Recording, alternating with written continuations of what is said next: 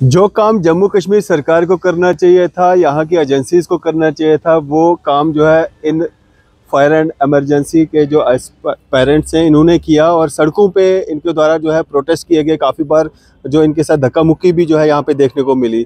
जो proof agencies को जो है इकट्ठे करने थे, वो प्रूफ इन्होंने एजेंसीज तक पहुँचाए और आज बिल आखिर इनको जो है कहीं ना कहीं इंसाफ जो है वो मिलता हुआ दिख रहा है। इनसे बात करते, सबसे पहले मुबारकबाद है आपको, जो स्ट्रगल आप 2020 से चला रहे थे उसमें आप एक स्टेप ऊपर ऊपर चल रहे हो। बिल्कुल, थैंक यू सर।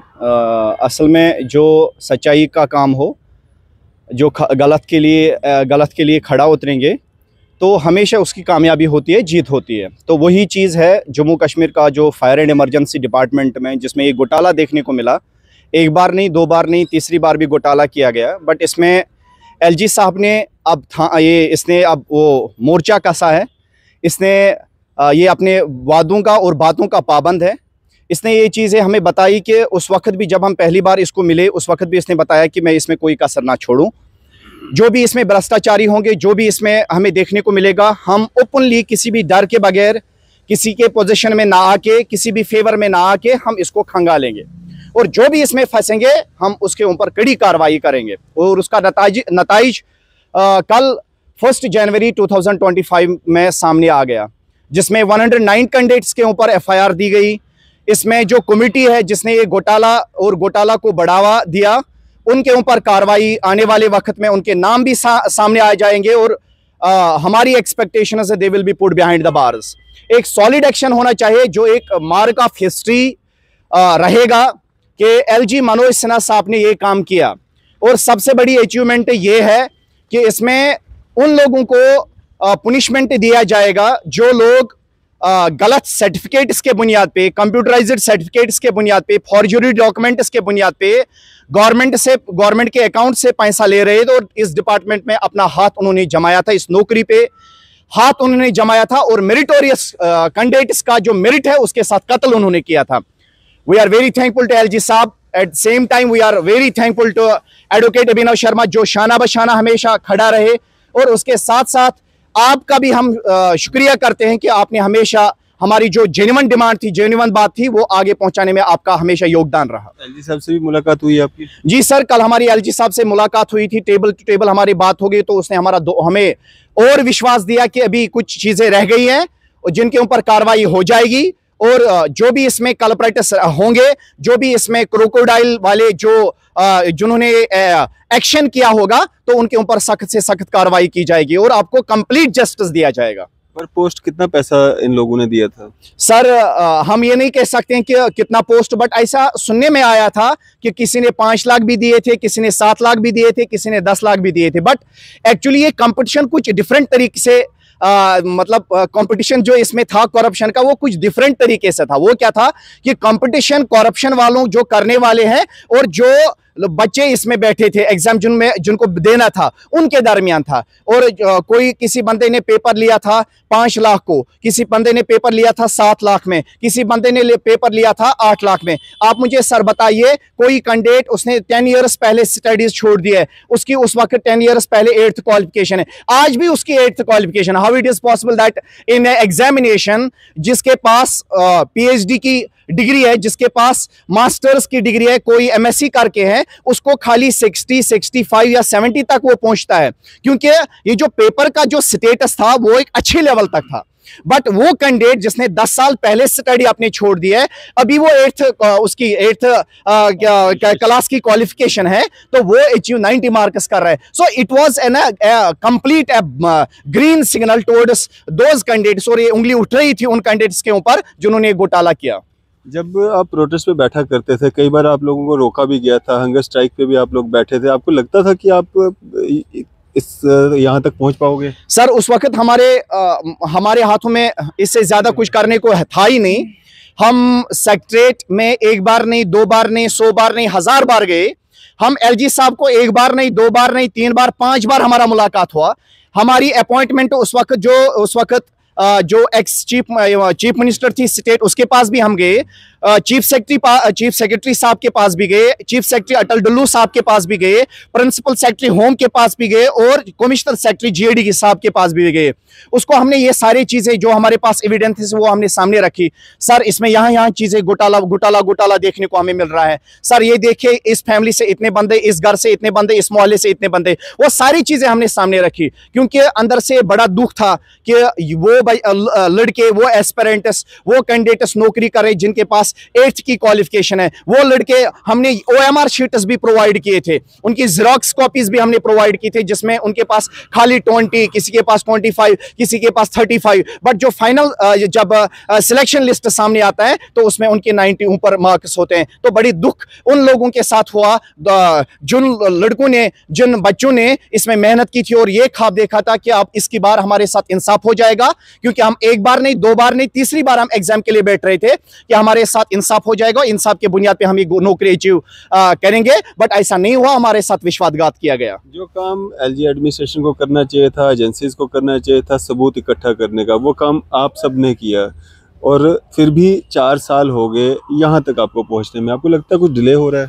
बिल्कुल सर, एक्चुअली इसमें कुछ ऑफिसर्स थे जो इसको शील्ड कर रहे थे, बट अभी मतलब उतना दिमाग हमारे पास भी है, तब तो वो पावर में थे, अब तो उनके पास पावर नहीं है। हमें ये पता था कि उनके रिटायरमेंट के बाद ये चीज़ें सामने आ रही है, एक्शन ऑन मीडिया, मुझे नहीं बोलना चाहिए, बट ये चीज़ें हमें पहले से ही पता था, बट हम मीडिया में रिवील नहीं करना चाहते थे कि ऐसा हो रहा है, ये बंदा मतलब इसमें कॉन्विक्टेड है। तो बट एक्सपेक्टेशंस थी कि एक वक्त आएगा, चोरों को सजा मिलेगा ही मिलेगा। ACB के पास अब केस है, तो क्या लगता है ACB पे भरोसा है आपको? बिल्कुल बिल्कुल सर, कल का जो इन्होंने FIR दिया, ACB के ऊपर पूरा विश्वास है, जिस तरीके से वो काम कर रहे हैं। हमारा टाइम जाया भी होता जा रहा है, हमारा टाइम जाया भी हुआ, क्योंकि 10 साल 12 साल एक छोटी गैप नहीं होती है। जो हमारा गोल्डन पीरियड था वो हमने कभी प्रेस एनक्लेव श्रीनगर में दिया, कभी महाराजा हरी सिंह पार्क में दिया, कभी हमने वो जम्मू के प्रेस एनक्लेव में दिया, और कभी हमने कच्ची छावनी में हमने कैंडल मार्च भी एक बार किया था। मेरे भाई मेरे साथ हैं, हमें वो पता है कि घर से दूर 200-300 किलोमीटर दूर रहना पड़ता है, अपने बच्चों से दूर रहना पड़ता है, फैमिली से दूर रहना पड़ता है। 1 महीना हमने रमजान का यहाँ पे गुजारा, तो अपने फैमिलीज को छोड़ के बस यही उम्मीद थी कि एक वक्त आएगा कि सच सामने आएगा और हकदारों को हक मिलेगा। जो इस सारे प्रोसेस के बाद अभी इन सर्विस हैं, ड्यूटीज दे रहे हैं, अब उनका क्या होगा? वो तो अपनी ड्यूटीज करेंगे, ये तो एडमिनिस्ट्रेशन को सोचना है, गवर्नमेंट का एक कंसर्न है, उनको उनके साथ क्या करना होगा। बट हमारी गुजारिश ये रहेगी कि जस्टिस होना चाहिए। हम उनकी बात नहीं करेंगे उनके साथ क्या हो जाएगा, बट हम चाहते हैं कि जो डिपार्टमेंट से बाहर हैं, जिनके साथ विश्वासघात किया गया, उनके साथ इंसाफ होना चाहिए। क्योंकि ये जो 12 इयर्स की गैप है, इसमें 1 बार 2 बार 3 बार हमने एग्जाम दिया, 3 बार हमारे से फिजिकल लिया गया, और ये जो गलत काम हो रहा था वो एडमिनिस्ट्रेशन की तरफ से हो रहा था, सिस्टम की वजह से हो रहा था, और बीच में हम स्टूडेंट्स, हम गरीब एस्पिरेंट्स को भुगतना पड़ रहा था। आपकी डिमांड ये है कि आपको मौका दिया जाए, आपकी डिमांड ये नहीं है कि जो आपकी जगह पे लगे हैं उनके साथ कोई खिलवाड़ हो या कोई उनको कुछ? सर आप ये चीज देखिए, हाई कोर्ट की एक क्लियर डायरेक्शन थी 2022 की, जो भी आपके पास वैकेंसीज है उनको फिल किया जाए, ये कोर्ट की डायरेक्शन है। हमारी हम एस्पिरेंट्स की डिमांड नहीं थी। उस वक्त डिपार्टमेंट ने कोर्ट को दिया कि हमारे पास कोई भी वैकेंसीज नहीं है, बट रिसेंटली ऑन अगस्त 2024 उन्होंने वो एक रिलीज नोटिस करते हैं जिसमें वो दिखाते हैं कि 2021 की हमारे पास 600 वैकेंसीज हैं, 2021 के बाद हमारे पास 1000 वैकेंसीज हैं, अभी 1600 वैकेंसीज हमारे पास है। सर दुखद से ये कहना पड़ता है, क्यों कोर्ट को भी मिसलीड किया जाता है, क्यों कोर्ट की जो जजमेंट्स होते हैं उनके ऊपर एक्शन नहीं की जाती है, तो फिर हमारा हाल ये नहीं होता, हमारा वक्त जाया नहीं होता। हम तो अपने जो हमारे पेरेंट्स हैं उनका रोजगार हम कम से कम बन सकते थे अगर कोर्ट का डिसीजन उसी वक्त इंप्लीमेंट हुआ होता। तो ये जितने भी सारे लोग इस षड्यंत्र में शामिल हैं, जिन्होंने ये सब पैसा खाया, दिया, बेचा, पेपर लीक किया, उनके खिलाफ कार्रवाई होनी चाहिए, वो लोग सलाखों के पीछे होने चाहिए। बिल्कुल डेफिनेटली सर, हमारा पहला अल्टीमेट और फर्स्ट ऑब्जेक्टिव यही है कि जिन्होंने हमारे साथ हमारा वक्त जाया किया गया, जो, क्योंकि वक्त वो चीज है जो हम कभी भी रिवर्ट बैक नहीं कर सकते हैं। तो हमारी गुजारिश है कि जिन्होंने ये घोटाला किया, जिन ऑफिसरों ने घोटाला किया, चाहे वो छोटे पैमाने का हो चाहे वो बड़े पैमानों का हो, तो उनको कड़ी से कड़ी सजा मिलनी चाहिए। क्योंकि अगर आप आज उन लोगों को शील्ड करोगे, कल जाके ऐसे बहुत सारे बंदे खड़ा हो जाएंगे और जो यूथ है जम्मू कश्मीर का, उनका भी वही हाल होगा जो हमारे साथ हुआ। खुश हैं आज? खुशी तो है, बट दुख की ये भी बात है कि सर 12 साल है, गोल्डन एज है सर। एक जो कमाने का टाइम था, जो मतलब एक टीन एज होती है, एक टीन एज के बाद एक अच्छा वक्त आता है, रोजगार का वक्त आता है, वो हमें बदकिस्मती से रोडों पे देना पड़ा, प्रेस कॉन्फ्रेंस में देना पड़ा, प्रेस एनक्लेव में देना पड़ा, पुलिस स्टेशन में देना पड़ा। मैं आपको बता के जाऊं कि सर जब ये हमने जद्दोजहद स्टार्ट की थी उस वक्त कोविड था। हमें पता है कि जब श्रीनगर में हमने प्रोटेस्ट स्टार्ट किया उस वक्त हमने कितने डंडे खाए। उस वक्त हमें पता है कि उस वक्त के जो वहाँ पे कोठीबाग पुलिस स्टेशन है उसमें हमें 2-3 दिन भी बंद रखा गया। और इवन कि जो हमारा जो मतलब सोसाइटी है वो भी हमारे ऊपर उंगली उठा रही, क्या हुआ आपको, इसको कुछ हो नहीं जाएगा। बट हमारी होप स्ट्रांग थी, उम्मीद स्ट्रांग थी और ये भी एक्सपेक्टेशन थी कि एलजी साहब जब कार्रवाई करेंगे सख्त तरीके से करेंगे। देर है दुरुस्त है, एक उम्मीद की किरण तो आपको दिखना शुरू हुई।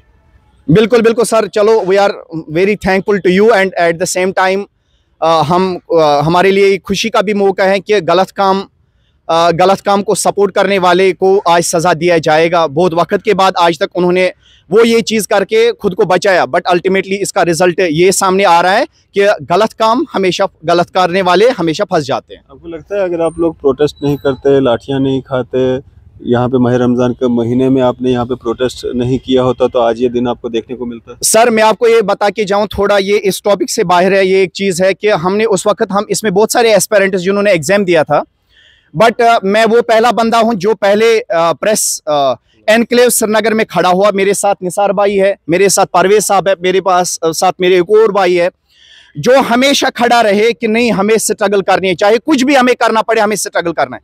बट ऐसे बहुत सारे लड़के भी थे जिन्होंने एग्जाम दिया था बट उन्होंने एक्सेप्ट किया था ये चीज़ है कि नहीं फेयर सिलेक्शन हुई है, वो घर में बैठ गए, उन्होंने हमें साथ नहीं दिया।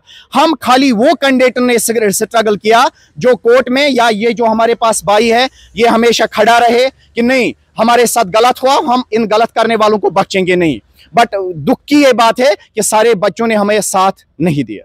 अगर आप सड़कों पे नहीं आते तो आपको लगता है कि आज ये दिन देखने को मिलता? नहीं सर, हरगिज नहीं। अगर हम घर पे बैठते तो थोड़ी ऐसा होता, थोड़ी एफआईआर होता।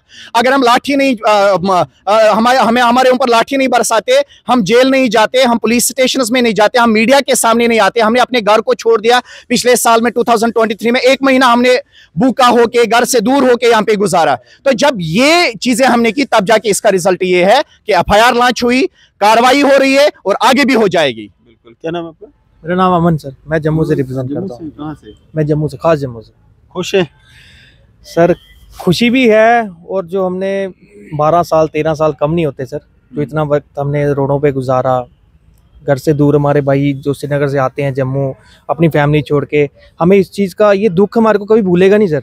ये जब हम प्रोटेस्ट कवर करते थे ना तो कश्मीरी हमें यहाँ पे ज़्यादा दिखता था, जम्मू के लोग कम दिखते थे। मतलब आपके जो लोग थे वो क्या था, मतलब क्यों नहीं, आप तो बाकी सब यहीं पे थे तो फिर भी नहीं दिखते थे? नहीं सर, जम्मू के भी आते थे सर।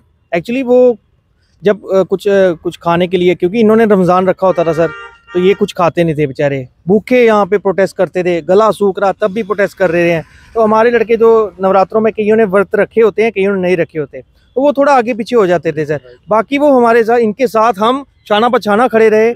और सबसे पहले तो हम थैंक्स करेंगे गोयल साहब का, जिसने फेयर तरीके से इसको इन्वेस्टिगेट किया। उसको हम जिंदगी भर, उसको जहाँ भी मिलेंगे हम उसको सल्यूट करेंगे। तो आपको लगता है ये पहले ही हो जाना चाहिए था? क्यों जरूरत पड़ी मतलब सड़कों पे आने की, क्यों जरूरत पड़ी पुलिस के डंडे खाने की, क्यों जरूरत पड़ी थानों में रहने की? देखिए सर, मैं आपकी बात बिल्कुल समझ रहा हूँ, लेकिन सर ये जो बड़ा स्कैम था ना, बहुत बड़ा स्कैम है। आर.के. गोयल साहब को इसको खंगालने में तभी टाइम लगा सर। हम चाहते थे कि जल्दी हो, लेकिन उन्होंने ऑनेस्ट तरीके से, फेयर तरीके से ही इन्वेस्टिगेट किए, और आज हमें ये दिन देखना पड़ रहा है, खुशी का दिन, और उन्हीं की वजह से। और हम सल्यूट करते हैं एसीबी को, जो एसीबी के डायरेक्टर हैं हमारे, उनको भी, पाठक साहब को बहुत सल्यूट करते हैं दिल से कि उन्होंने भी बहुत अच्छा काम किया और इन्वेस्टिगेट कर रहे हैं वो। और आने वाले समय में सर आपको एक बड़ी न्यूज़ देखने को मिलेगी, आप ही कवर करेंगे सर वो, और बड़े से बड़ा चेहरा जो इसमें मुलविस है वो आप खुद ही एक्सपोज करोगे सर यहाँ पे। सलाखों के पीछे होगा ज़रूर सर। आप क्या कहना चाहेंगे? बस सर मंजूर भाई ने जो बोला लड़ा है आपने भी, बहुत यहाँ पे जिंदाबाद मुर्दाबाद किया है। बिल्कुल सर, मंजूर भाई ने सब कुछ बोल दिया था, अब रहने को कुछ नहीं रहा सर। अमन भाई ने भी बोला। हाँ, बस आपके चैनल के वसादत से लास्ट हम एलजी मनोज सिन्हा साहब को शुक्रिया अदा करना चाहते हैं। बुलाया था एलजी साहब ने, आप खुद गए थे? नहीं सर, हाँ राजभवन ऐसा ही नहीं है कि सब यहाँ से जाएंगे, मतलब इतनी डिग्निटी पूरा स्टेट चला रहा है सर। वहाँ पे पहले मेल करना पड़ता है, जब मेल वहाँ पे एक्सेप्ट हो हाँ बिल्कुल सर, उसने वहाँ से कॉल आई है तो फिर मंजूर भाई और मैं और ये भाई वहाँ पे गए और हमने एलजी मनोज सिन्हा साहब से टेबल 1-to-1 बात की और उसने बोला कि आप लोगों के साथ बिल्कुल कंप्लीट जस्टिस होगा आने वाले समय में, बस आप पेशेंस रखिए। ट्रायल है ये, अभी मूवी बाकी है। आप देखिए जो अमन भाई ने कहा कि जिन्होंने ये भ्रष्टाचार किया उनका नाम सामने आएगा आने वाले समय में। We are very thankful to LG administration. Thank you sir. क्या नाम आपका? जी परवेज़ अहमद तो सर। परवेज़ साहब क्या कहना चाहेंगे? जी एक्चुअली सर हम अपने दिल से एलजी साहब को मुबारकबाद दे रहे हैं, क्योंकि इसमें जो कार्रवाई चल रही है तेज़ से चलना चाहिए और हमारे साथ जल्द अज जल्द इंसाफ दिया जाए।